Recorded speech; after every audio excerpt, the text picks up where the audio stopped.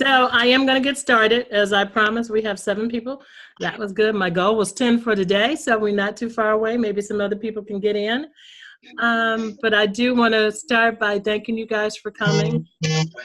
I did get some responses from people who said that they could not come, but they were still definitely interested. So I kind of want to get it going. Currently we have, and somebody has their television on. If you could just mute, hit the mute button, then we won't hear that. So let's see. Susan, mute. I will mute you for you. Okay. So today I'm going to keep this kind of brief. We don't have that much time. I'm going to do about 20 minutes, and then if you have Q&A or you have comments or suggestions, I am definitely interested in hearing them. So first of all, we're going to talk a little bit about my history, the purpose of the society, a little bit about membership and how I envision it, and then we'll peruse the site a little and have a Q&A. Here's a bit of my history.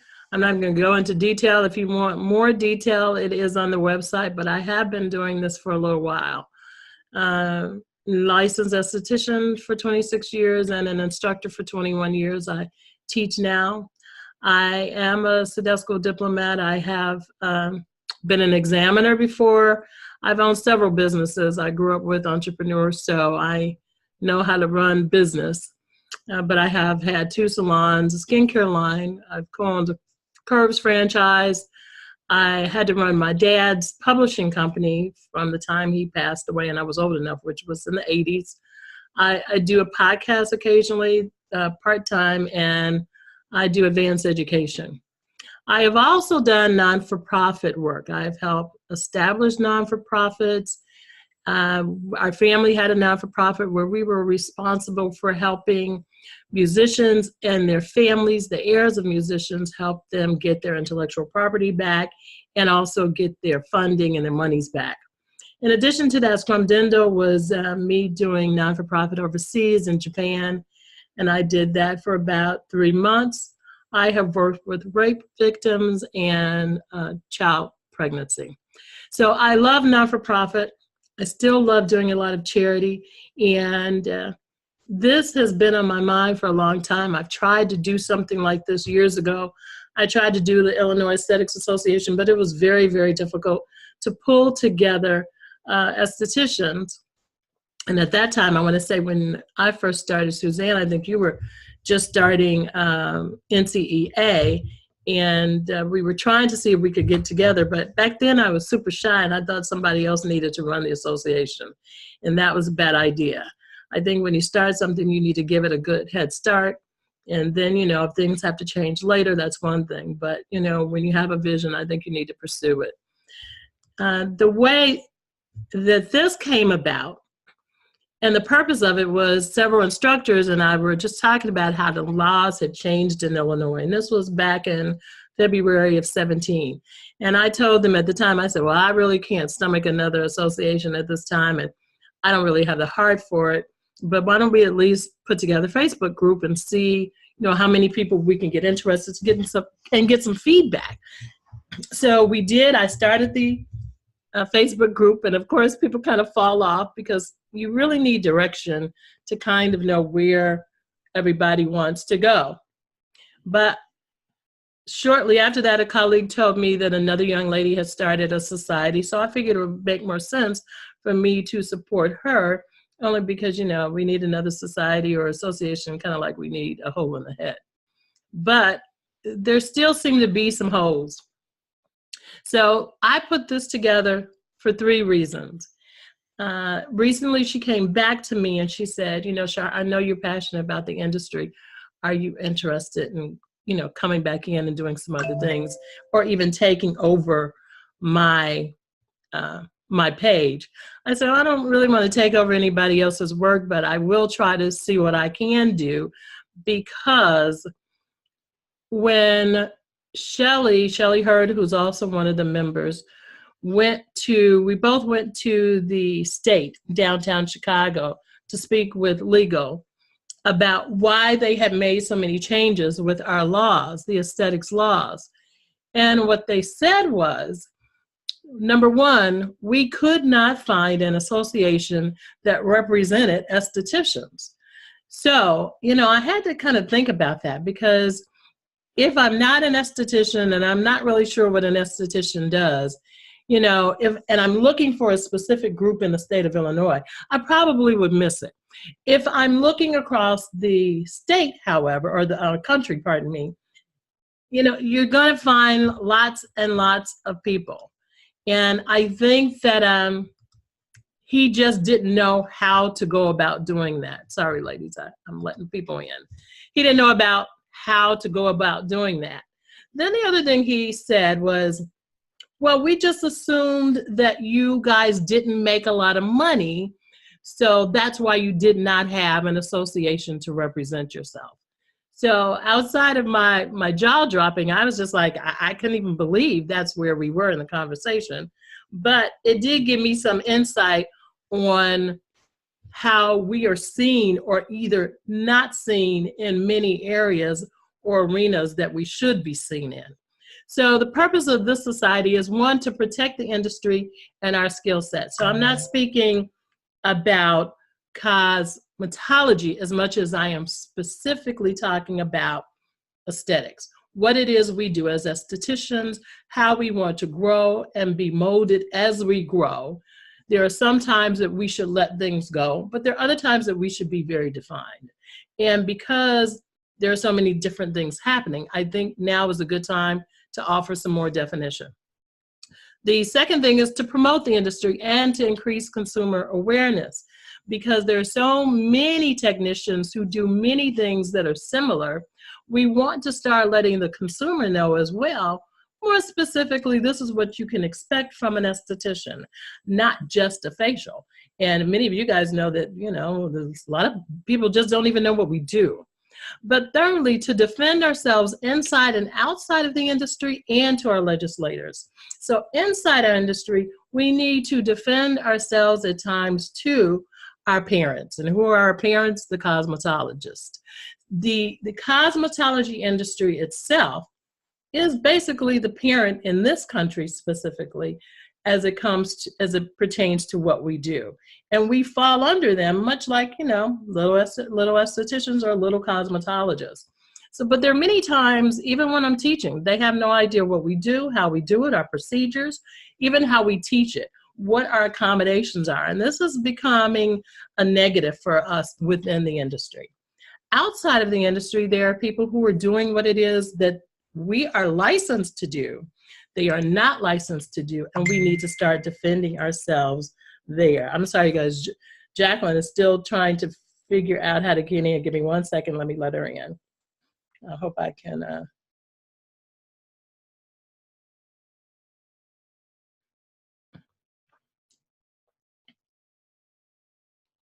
I'm sorry.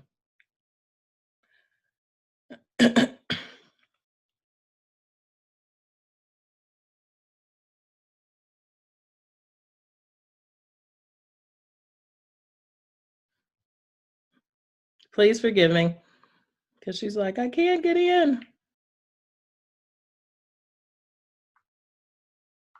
Okay. Lost my groove. So let's go right into protect. We want to, number one, differentiate ourselves or license from unlicensed technicians. That will be us defending ourselves outside of our industry, because our consumers need to know, one, that this is specific, these skills are specific to our license. Is that in every state? No, but most states, yes. There are many lash techs and people who are waxing and doing makeup without a license, charging for it in states where they should not be doing it. One of the things that the legal department said when we went to the state was, well, we were getting a lot of complaints. We were getting all of these complaints from consumers about estheticians, people who are doing lashes, waxing, and makeup. And what he said is, so when we went to look for who these people were, he said the only licenses that came up were estheticians primarily and cosmetologists. So we figured what we needed to do was clamp down on the estheticians and say, these are things that you can no longer do. Well, wow. You know, sometimes we take it for granted because we get in and we start doing our services that there's somebody eyeballing us whether we like it or not. And if we are not in communication with them, they can easily go in and say, hey, we're stopping this. However, let's look at this. If there are people that are representing that they are estheticians or cosmetologists, by doing the services that we're licensed to do, then we need to be able to say, oh no, that wasn't us, because we are constantly communicating with you. This is how we self-regulate ourselves. These are the things that we do to make sure that we are operating and doing it in a reasonable and according to the law. Because remember, the license that we have on our wall does not technically belong to us. Why? Because the government can come and snatch it anytime they want. If we are not practicing legally or not protecting our consumer, they can come and take it away in accordance to the law, and of course with other reasons. So I started these two campaigns. One is Get Legal, Get Licensed, and the other one is Licensed to Slay. Now I will tell you this, I put out the other one's Licensed to Slay has gotten the best response.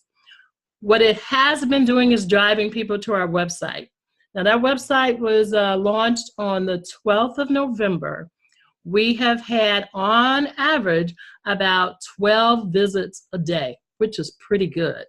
The biggest boost was after Get Legal, Get Licensed. And that gives us about 240 some odd visitors within the last few weeks or so. And I would say that's not bad. But here are some of the things that we've been posting and sharing with other people. And these are things that you guys have probably seen, and I would love for you to continue to share.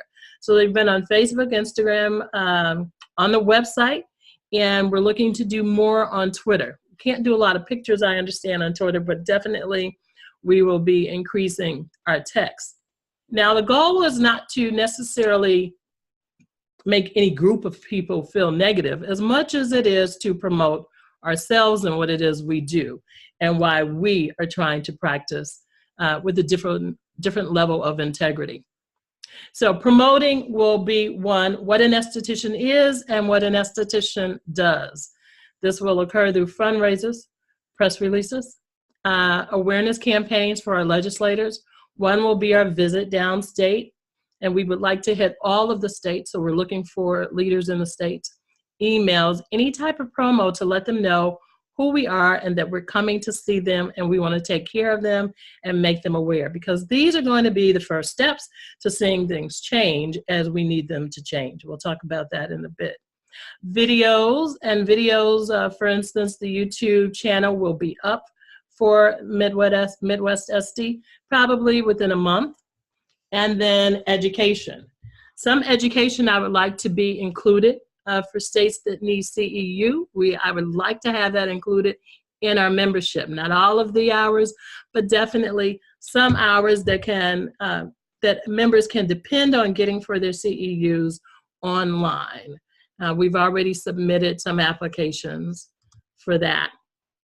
Now, defense, I talked about a little bit earlier, but seminars where we can invite our legislators and also our board members to be on the panels to give us more information within our states on how we can be better advocates for ourselves. Because remember, some things are blanket things, but there are different politics that occur in every state, and every state is different. And if you live in that state, you should have a good handle on how to best work within your own state. Now, I don't know, if you live in Illinois and there's Chicago, the Windy City, it is extremely political in order to get things done. Politicians, talking to them and giving them services on Industry Day is nothing new, but we don't always participate as a group.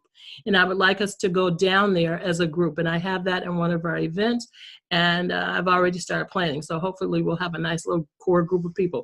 I would love to get at least 20 of us, but I will take whomever we can get to get us started. Regular correspondence and petitions will also be needed with our legislation, and then to express the need inside the industry for better rules, regulations, and legislation. Also, adding licenses such as a lash tech, it may be a necessary thing. How will we know it's necessary? One, we need to get a better handle on how many people are practicing illegally, what kinds of complaints and the numbers of complaints that we're getting in our states, and what can we do to possibly work alongside those who are unlicensed to promote them into licensure, okay, or help them get a license. There are a few states that already have a lash license. So these are just ideas on how we can help to defend what we already do and protect that. Now, membership itself, I'm trying to keep reasonable. Because it's grassroots, that means, you know, a lot of people are all trying to figure out, you know, how to best handle it. You know, nobody wants to pay an enormous amount of money. But I promise you, in order to get these things done, we have to have money. I have kept the prices down, and of course, you know, I come out of my pocketbook. But I am looking for a group of people who are not just dedicated to helping us financially, but also groundworks, just, you know, all hands on deck. What can you do? Can you call some members, or can you email some members, or can you text some people and see if we can at least hit paid membership by the end of this year? Not a lot, 50 people who will commit. Now, in order to make that easy, I have brought a membership drive amount down to $20. That's only for 6 months. But here's a secret. Because you guys are on the telephone, on the call right now, I'll let you know. Anybody can join for free. If they go to our website, and I'm going to go peruse in a second, I'll show you how that happens. Free does not help us as far as getting things done, but free is at least appetizing enough to get people on the site to kind of see what we do and to get a member page, which I will show you. Now, if they go onto the mobile Wix app and look us up, remove, oh, nice, okay. If we go to that site or download that app and they look for midwestsd.org, they can go in and become a member and peruse and have conversation. They will not be able to do some of the other things that are benefits of membership. So let's look at those things. We're going to go to the site, and I'm going to have to jump out to go to the site, but these are some of the things I want to show you when we get there. Maybe I'll show you a few more things. But one is the main page. We'll peruse that a little. Member pages are member pages that are specific to whatever tier membership you have. We have lots of join pages and join links, as well as the event page and education page. So let's go out. Now, whenever someone hits the site, I will show you what happens. You may be able to hear my ding, but whenever someone comes to our site and starts looking around, I get a doorbell, and it should kick in soon, but it comes to my phone, and it gives me quite a bit of information about that person. It lets me know if they know who they are. It lets me know who they are. And there it goes, ding dong. So it also lets me know what pages they're looking at. Lots of people are getting to our Join Me page, but they're not joining, and so you guys can help me with that. So this first page is very interactive. It kind of gives you a little bit of everything that's going on in the website itself. You know, this, if you haven't seen me, this is me. So, you know, it gives a little bit of information about me, and then on to the society. And then these are our blog posts. So we've gotten some pretty good reads, not bad at all. 2519.7, that was just launched a couple of days ago. Who are they? And then, of course, a great quote by Estee Lauder. And then these are our events, upcoming events. Holiday Skinny Sip and Mix. This is the only event that we have scheduled before Christmas, and there will not be another one until after Christmas. There may be another member call, I'm hoping. Industry Day at the Capitol. This is actually scheduled for February 10th and 11th. Now, anyone can go in here and register. And once they register, we're trying to make sure that they will get automation on anything that is going on, and also not just events, but blog posts, etc. They don't have to be a member to register. And the details for some of these are not complete. The brow and lash is actually going to be changed to the Boss Brow and Lash Competition. It's coming up in March. And then the ABS mixer I thought would just be cool because I'm trying to get my room now. I can't get it till Saturday so that I can be there for the Congress, and also so that we can just get together and hang out, because most of us make sure that that's one of our events. Board of Directors meetings, and then our member meeting, which is the Pearl Show. Now, will these change? I'm sure they will. Will they expand? That would be nice. But even if everybody paid $75 and say we ended up by this time next year with a couple hundred members, that would be incredible. It is definitely doable, but that would not be enough for us to keep things going. So we have to use fundraisers as an adjunct way of getting the revenue in for, for the association. Other things here, as you come in, you can see member benefits. So let's go to a Join Me page so you can see the member benefits and you can see what others see. So we come in here, student membership is only valid for 6 months. That is usually the time that it takes for them to go through the program completely. On average, we're looking at about anywhere from, I believe it's 600 to 750. I forget what Wisconsin is. I think they don't have that many hours. But that's more than enough time for them to get through the program, unless, of course, they are in a part-time program. This is what they'll get, and we're hoping to have some scholarship money from them, even if it's small. But just something to let them know that they need to be welcomed into the industry and not, flailing. Many of them graduate and they don't really know, what's going on. I know because I teach them all the time. And they feel often like they are not being welcomed in the industry. So I'm hoping that's something that we can offer. But a licensed professional falls here. So you will be voting as a member. The exclusive industry news will be news that pertains specifically to our states and events in our individual states. Job and Career Network, we are working with one company right now that actually hires, and trying to see if we can't work something out with them. Members only events are just those. Now those will not appear on the main pages, but they will appear on the member pages, which are being created now. Event discounts, if there are discounts, there will be separate amounts or prices for members. Annual report access. Currently, we will be providing, even at the end of this year, to be quite honest, an annual report on where your money is going. In general, not the detail, but because we currently are operating as a non-for-profit, but in order to provide everybody with a tax write-off for their membership, we have an agent. And the agent that we're using is an 80-year-old non-for-profit. They were very cool about letting us come in under them. We do have to, as long as they are an agent, however, give them a percentage of anything that comes in. Right now, they have agreed to 5%, which is very low. I think that being able to give members a tax write-off for their membership is also very good. And our agreement with them was one that the report would be visible. Transparency is what they wanted. Member conference calls, much like this, and member education.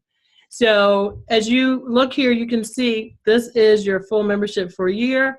This is new member, but affiliate members, and those are unlicensed people, unlicensed makeup artists, and manufacturers or affiliates will come in at $125.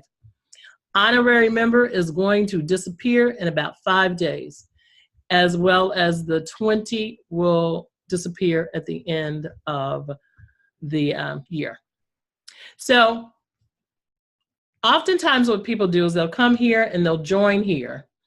So this says it'll take me to my account, and when my account comes up, I have a page, and on that page it says, like it just dinged again, it let me know that I am on the site and I'm looking around. It also is a place where I can start blogging and asking questions, or feeding with other estheticians about ideas of things that we need to change or things that we're observing in the industry.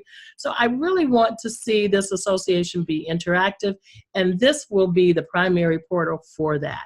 You know, this will be the way that we get to speak to each other and see where we are and what's going on, but actually we get to know each other, because there's not a lot of that going on anymore. Many of us have joined some of the national associations, and you know, the fees just tend to be high. They can easily be 300 plus just for us to be involved. But I would love to see something where we're a little bit more local and we can kind of work and peruse with each other. So that's just a little bit of the site. And let's come back. I just wanted to give you guys kind of what my ideas were moving forward. And of course, this is my plea for your assistance.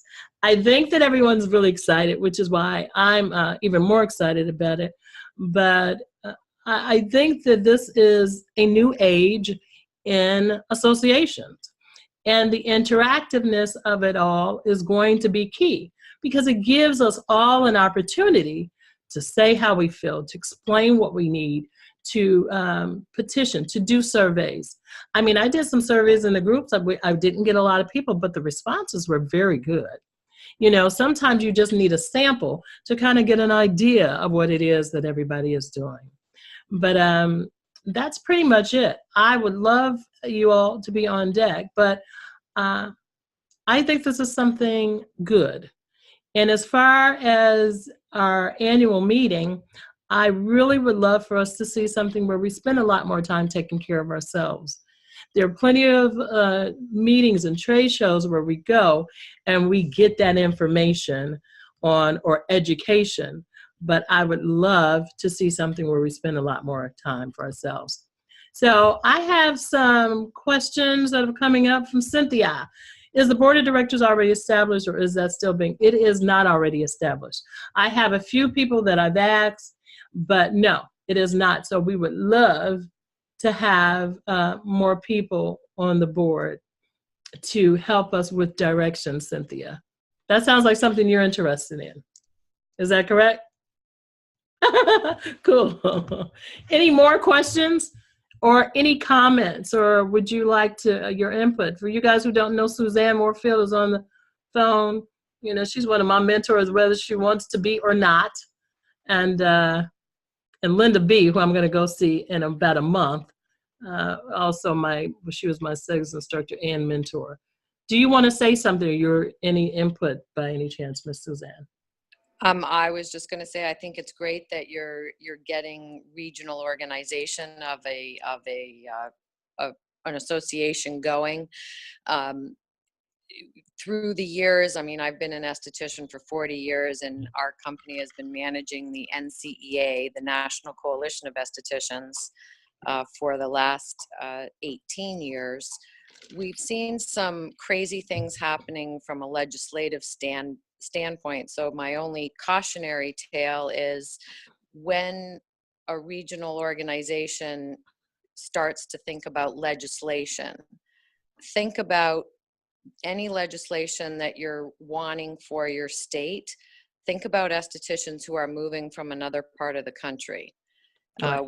We've seen some very specific laws put into place in some of our West Coast states, Washington State and Oregon, that if any of you on this call wanted to move to the state of Oregon to get your advanced esthetician license, you'd be spending thousands of dollars to go back to school in order to practice. So that law, even though estheticians, and it got passed through the legislation, the legislators passed it, it doesn't mean it's a good thing for the future of the profession in the state of Oregon, because anyone else moving into that state that has been a practicing esthetician no longer is going to practice. Because honestly, how many of us are going to pay to go back to school after we've been practicing for, even 7, 8, 10 years, Right. let alone some of us old timers. So Right. that's my only caution when it's, when you're regionally talking about things, because you always have to remember this is a big country and other people are going to be moving into your state. So That was one of the reasons too why I thought Midwest was good, because many of us are dual license because we're so close together. Like even here, I'm Illinois and Indiana, and sometimes it is very hard to go from your Illinois license to your Indiana license as opposed to the other way. It's pretty easy going from Indiana to Illinois, but it is not unusual for us to cross the border line, which can sometimes be a mile or two away, and work. So we need many of our laws, like you said, to be the same. Why is it so high? Is it, when you speak of Oregon, is it because of the advanced license?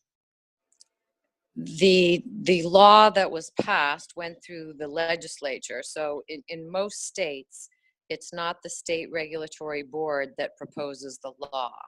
Okay. So bills come from outside of our state regulatory boards. Right. And this bill got put forth in Oregon by, I'm going to say it's a conflict of interest and go on record of saying that, by an individual that got passed, and it was not in the best interest of all estheticians.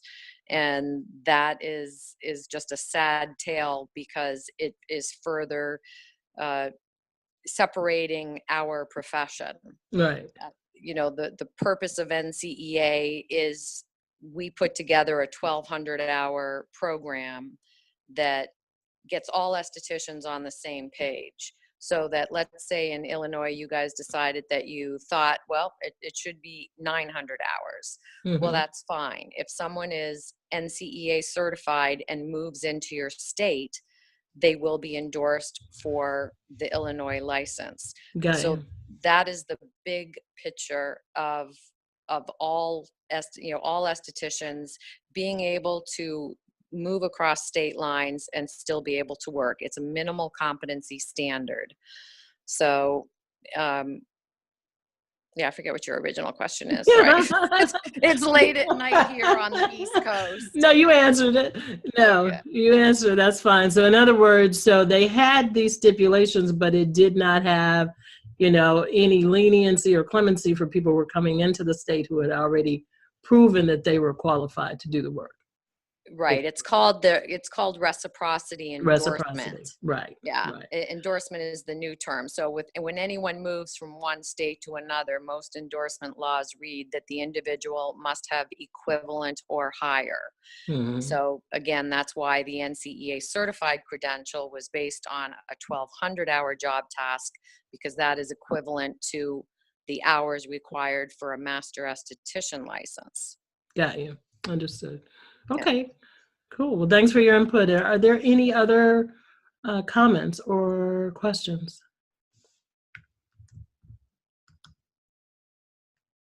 No? Everybody's good? Everybody's joining right away then, right? Okay, so here's what I will say. If there's something that you think we can do as far as getting more exposure, I am definitely open to it. Who has brilliant ideas for me? You can always email me. I'm going to put my email address up here, and it's char@MidwestST. If I can type. .org, that should say, so ignore that. It should say .org. Okay. I will blast this up. Thank you, Cynthia. Yeah, this member meeting is being recorded, and I will make sure that it gets out as well. And I missed that other one. Somebody sent something else that didn't come through. But yeah, we do need your help. So I will post this video on the website under videos. If you know anyone that's interested, please point them to the video. And once again, our goal is 50 members, not a lot, 50 members before the end of the year. I think we can do that if we are collectively working. That will be what I'm sending out. What I did say is when I try to do announcements or events in that Facebook group, it does stop me. I don't know why it does, but it does stop me. And so I will send them out. And if you guys want to, you can help us get that information out. Cindy, if you're interested in being on the board, please let me know. You can contact me directly at that charlottemidwestsd.org and we can talk about it. Or you can contact me at my telephone number. I'll give you that too for you guys. I'm gonna put that in.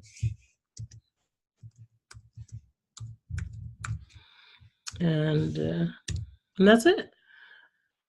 Great. I look forward to hearing from you. Thank you guys so much. I'm just one short of my goal for our first meeting, and I appreciate you. I really do. I think that we can do this together and get a lot done. All right? Everybody have a great evening. And don't forget, I've got nothing positive to say other than we got real skin in the game. Let's make it happen.